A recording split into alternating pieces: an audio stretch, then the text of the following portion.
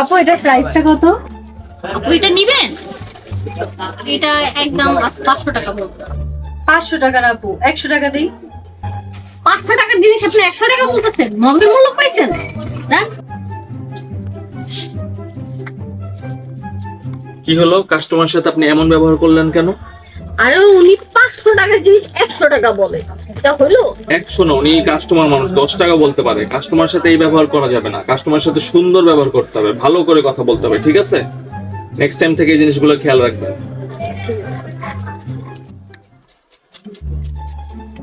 আপু আমি আবার আসছি, আসলে জিনিসটা আমার খুব ভালো লাগছে, আপনি 200 টাকা রাখেন।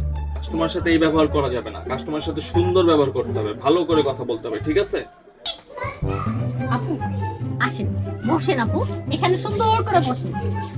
আপু এটা 500 টাকার জিনিস, যদি আপনি 100 টাকা বলেন আপু তাই কি হয় বলেন? হ্যাঁ আপু, 500 টাকার জিনিসটা 100 টাকা 200 টাকা বললে হয় আপু? আপনিই বলেন, এটা কি দেওয়া যায় আপু?